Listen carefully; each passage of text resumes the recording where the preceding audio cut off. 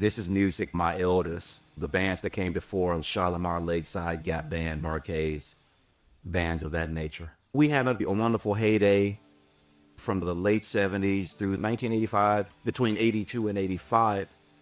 The genre all but disappeared. We had rap, and I noticed the sudden disappearance, seeing the musicians, singers, and choreography we always enjoyed. It was suddenly gone.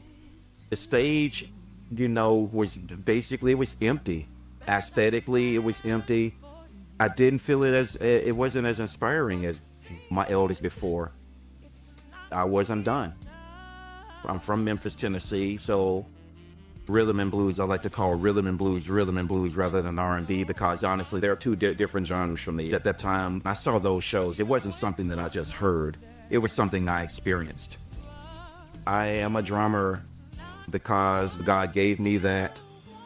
I was inspired by everything else on that stage.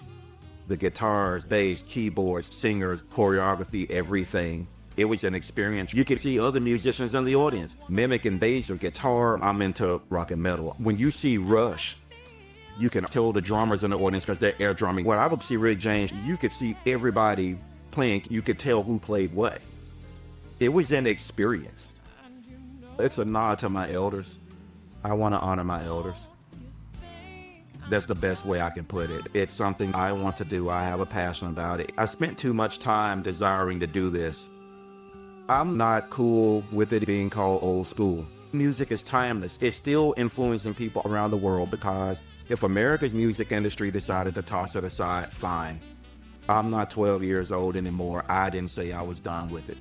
What do you want this new audience to take from? I look at it as like let's say a history lesson, and let's say it's a history lesson in funk, soul, R&B. And the word has been thrown around so much. When you said funk back in the day, it hit you in the stomach. You knew you were gonna get it. Walk in one way, walk out a different way. I've been blessed to be a member of the Crusaders.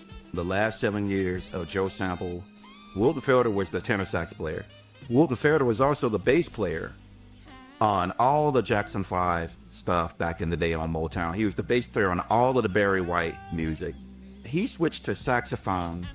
He was the saxophonist with the Crusaders. Joe Sample, of course, was played on hundreds of hits, playing Fender Rhodes and, piano and things. But I got to talk to them because they were there before the funk era. They were there during. My elders, I was trying to absorb everything. It was a blessing from God. So again, the whole deal of funk to me it's an experience. It's a sound, yes, but it has a pulse and a vibration. Funk is its own thing. So that's something that you can respond to. I think it was absolutely contagious. What I would hope is that the audience today, which has been basically cultivated to receive music that's not on that level of depth, to just, I'm not certain who will, but I believe people will. It can happen. There even seemed like a respect for family. The music that was created seemed to bring the world together. I remember hearing on an interview or report, I was probably out of the country. Unlike a lot of tabloid reports about Michael Jackson. One thing I heard about Michael Jackson was how he created music that brought warring nations together. And that hit me very deeply. This was years ago, but it had to change. But that's what this music did. It literally, people who you didn't know what types of people were in the audience, who they agreed with, who they didn't agree with. We were all there.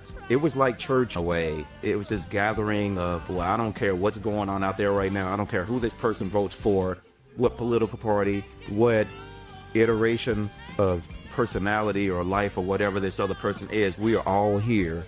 Like One Nation Under a Groove by Funkadelic. I liked some of their music. One Nation Under a Groove resonated on a deeper level. It was much more than that. If you saw Summer of Soul, which made me cry every time I saw it, I completely identified with that brother. Quest was interviewing me. At the end, he was crying. He was just caught up in emotion. And Questlove said, "You're not crazy." He was going, "I'm not crazy. Thank you. I experienced this. This was real." Why did it have to be such a surprise? It shouldn't have even been a big deal, but we're decades away from that harmony. Like I said, I'm not done.